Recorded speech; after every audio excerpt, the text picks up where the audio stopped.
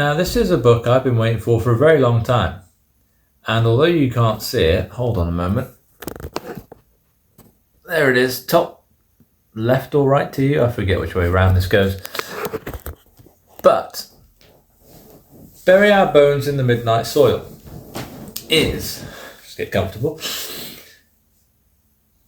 a story set in two different time periods, I was going to say, but they slowly sort of come together. You are following, now I have to be careful with this because the past timeline and the character we follow changes names. So I will say this as if you're starting the story. So we start in the 16th century with Maria. And we then move to Alice, who is in 2019, I think. And we also follow a third character, which I won't tell you about because it doesn't come into play until a little bit later on. But something binds all these women together across time. And when I picked this book, well, I'll say when I picked it up, when I saw it on Amazon to pre-order about 6 months ago, a lot of people started saying they couldn't wait for the toxic lesbian vampire book to come out. And while I will say, yes, it is very much about toxic lesbian vampires, it's also so much more. So much more.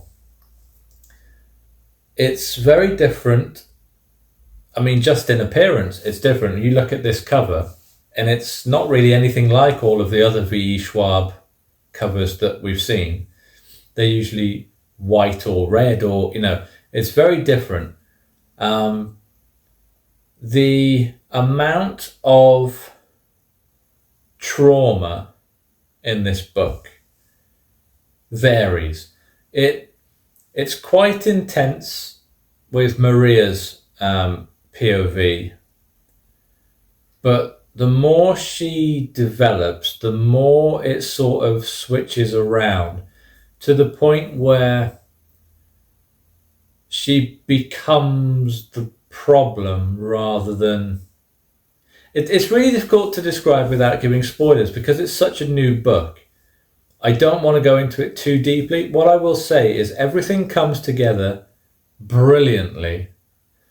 The characters are so rich in this. I say that a lot as sort of a default response when they're written really well. But in this case, I've seen interviews with V. Schwab where she says that these characters are basically her.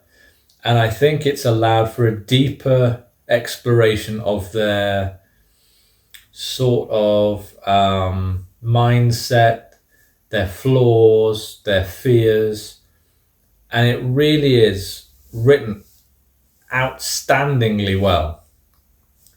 The only complaint, I suppose you could call it, with this that I have is the ending felt like it was a bit rushed and it fell a little bit flat for me.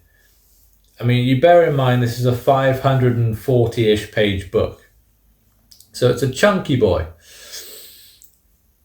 But the final confrontation, if you like, the actual act of the story ending, coming to fruition, the climax of the whole thing, is about 2 pages.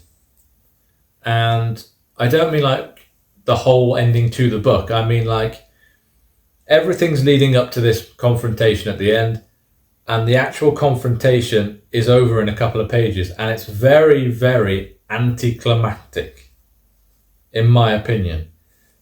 It just takes a small shine off the story. But unlike a lot of larger books that I've read recently, this was the perfect length. It allowed you to get everything in, to explore everything about the characters, to learn about the flashbacks, to learn about how they got where they are. And it was the perfect length for the story. Just that ending just could have been, I don't know, padded out is probably the wrong phrase, but it was just too quick for all of that build up to be gone like that. It was just a little bit too quick for me. But it didn't do enough to take the book down for me from a 5-star, and 5-star is what it is. I maintain that I have never ever read a bad V. Schwab book. Never. Her writing style is impeccable and it is one of a kind, and I just love everything she writes. I really do. So if you haven't read it yet, go get it. Honestly, don't bother with the Kindle version. The Kindle version is more expensive than the physical version.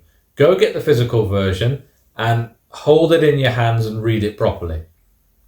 I say properly, that's probably going to spark off some wimpy people. I don't mean reading Kindle books isn't proper. You know what I'm talking about. Experience it physically and save yourself some money.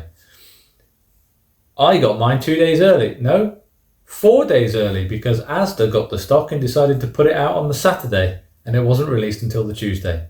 So I was very grateful to Asda for that. But yeah, go check it out. It's very, very good, and it's one of my more involved reads of the year so far.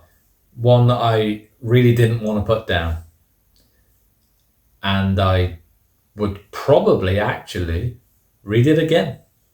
So yeah, 5 stars. Go check it out.